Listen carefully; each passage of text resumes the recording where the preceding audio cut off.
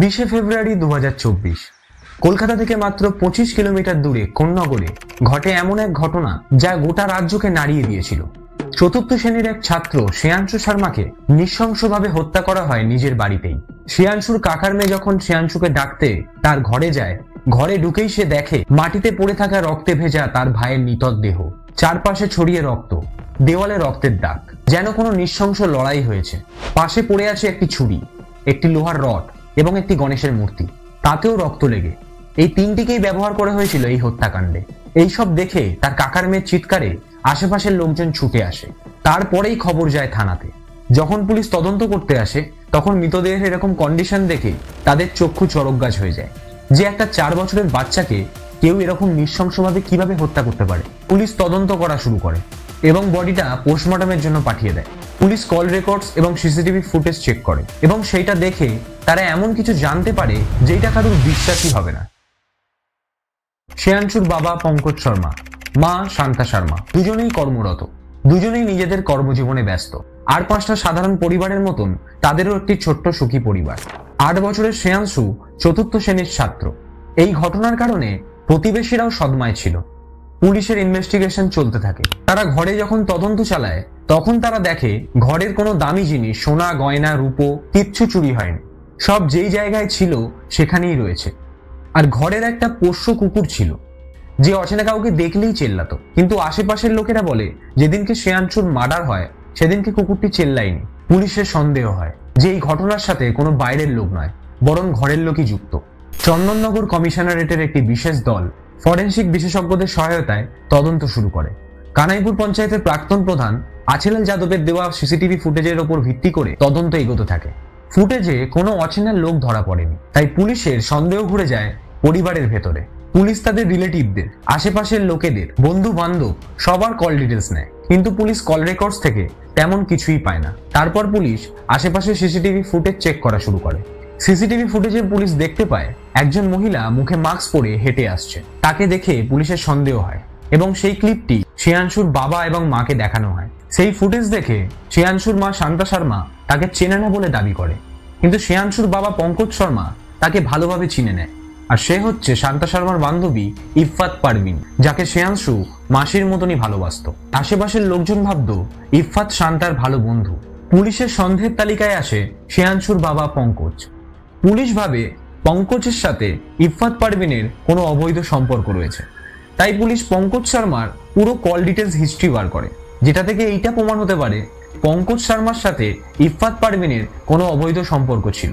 তারপর police ইফফাতের call details বার করে, কিন্তু সেই কল ডিটেলসে এমন কিছু বেরিয়ে আসে যেটা শুনে পুলিশ একেবারে শক হয়ে যায়। যেদিনকে শ্রেয়াংশু শর্মাকে হত্যা করা হয় সেই দিনকেই ইফফাত পারভিনের ফোন দুপুর 1টা থেকে রাত্রির 8টা অবধি বন্ধ ছিল। ইফফাতের আরো একটা ফোন নম্বরে ডেলি ঘন্টার পর ঘন্টা কথা হতো, রাত্রির 2টো 2:30 অবধি কথা হতো। পুলিশ যখন ওই নম্বরটা চেক করে তখন পুলিশ একেবারে হয়রান হয়ে যায়, কারণ ওই নম্বরটা আর কারুর নয়, ওই নম্বরটা হচ্ছে শ্রেয়াংশুর মা শান্তা শর্মা। তারপর পুলিশ তাদের হোয়াটসঅ্যাপ মেসেজ বার করে এবং সেই SMS তাদেরও বিশ্বাস হয় না, যেন কোনো বয়ফ্রেন্ড আর গার্লফ্রেন্ড চ্যাট করছে। চ্যাটের মধ্যে ওরকম ধরনের কিছু ছবিও শেয়ার করা হয়েছিল। শান্তার ঘনিষ্ঠ বান্ধবী ইফফাত পারভিন প্রায়ই আসতো শান্তার বাড়িতে। ইফফাত পারভিন ও শান্তা শর্মার সম্পর্কের বিষয়ে যখন পঙ্কজ শর্মাকে জিজ্ঞাসাবাদ করা হয় তখন পঙ্কজবাবু জানায় এই অবৈধ সম্পর্কের বিষয়ে সে খানিকটা জানতো। অনেক সময় তাদের ঘনিষ্ঠ মুহূর্তগুলোর সাক্ষীও সে ছিল, তবুও তিনি কখনো সরাসরি হস্তক্ষেপ করেননি, ছেলে ও সমাজের ভয়ে। কিন্তু এইসবের সঙ্গে শ্রেয়াংশুর খুনের কি কারণ, আর সেটাই জানার জন্য পুলিশ শান্তা শর্মা ও ইফফাত পারভিনকে গ্রেপ্তার করেন। ইন্টারোগেশনের সময় শান্তা শর্মা পুরোপুরি ভেঙে পড়ে এবং সবকিছু স্বীকার করে ফেলে যে সে ও তার বান্ধবী ইফফাত পারভিন মিলে তার 8 বছরের শিশু শ্রেয়াংশুকে হত্যা করেছে। এই কথাগুলো শুনে পুলিশ একেবারে হাঁ হয়ে যায় যে একজন মা তার ছেলের খুনি, কিন্তু কেন সে নিজের ছেলেকে হত্যা করলো। শান্তা ও ইফফাত পারভিন একে অপরকে চিনত অনেক বছর ধরে। ইফফাত পারভিনের বিয়ের আগে থেকেই তাদের দুজনের পরিচয়। তারা প্রায় মধ্যরাতে ফোনে ঘন্টার পর ঘন্টা কথা বলতেন। 20 ফেব্রুয়ারি শ্রেয়াংশু যখন স্কুল থেকে ফিরে দেখে মেন দরজা খোলা, কোনো ছিটকিনি দেওয়া নেই। তাই দরজা খুলে শ্রেয়াংশু ঘরে প্রবেশ করতেই দেখে তার মা এবং ইফফাত পারভিন বিছানার উপরে একটি কম্প্রোমাইজিং সিচুয়েশনে।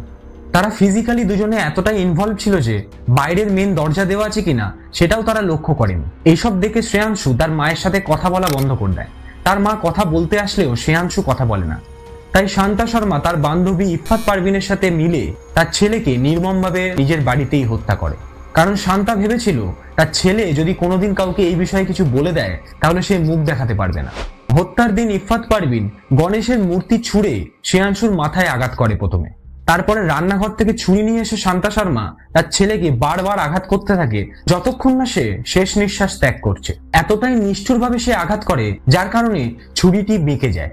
ইফফাত পারভিন ধরা পড়ে কারণ যেই রাস্তা দিয়ে সে বেরিয়েছিল সেই রাস্তায় সিসিটিভি ক্যামেরা ছিল। শান্তা শর্মা ধরা পড়ে না কারণ পেছনের রাস্তা দিয়ে সে বেরিয়েছিল আর পেছনের রাস্তায় কোনো সিসিটিভি ক্যামেরা লাগানো ছিল না। সত্যি যখন রিসার্চ করি এরকম ক্রাইম স্টোরি নিয়ে তখন এক একটা গল্প এমনই সামনে আসে যেটি শুনে আমি হতবাক হয়ে পড়ি।